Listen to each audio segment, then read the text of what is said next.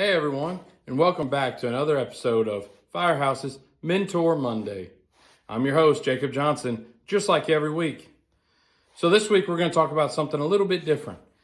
So as you can tell, I'm back home, I'm in my garage, and I was going to shoot this video while we were in New Orleans this past weekend for Mardi Gras with our family and talk about the importance of family and spending time with them.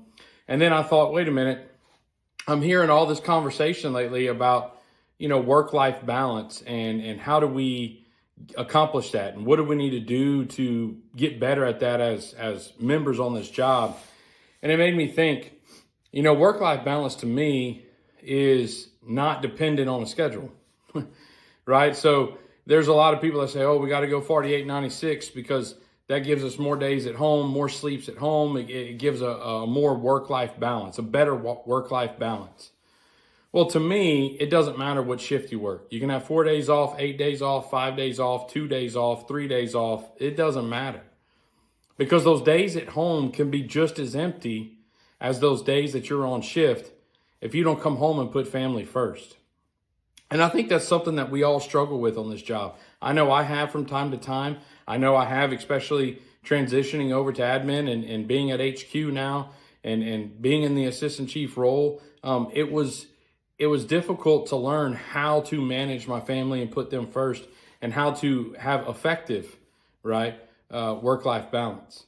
And so I don't want us to get hooked on the fact that it's shift dependent, because if you're not coming home and you're not putting your family first and you're not taking those opportunities to do like me and my son do here in this garage of lifting weights or putting in extra sets and reps for his football training, or if we're just sitting in here having a good conversation after cutting the grass and cooling off, if we don't take care of that right now on our days off, then it doesn't matter what shift we work because our days at home are going to be just as empty as the nights that we're gone.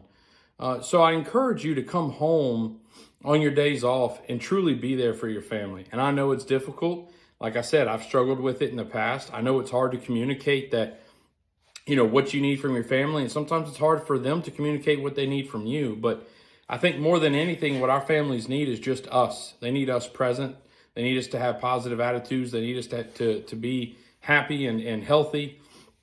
And that's what we can do for them when we get home and off shift. So that way, no matter what days we have off, we fill them full of joy and happiness that allows us to have a good work-life balance, right?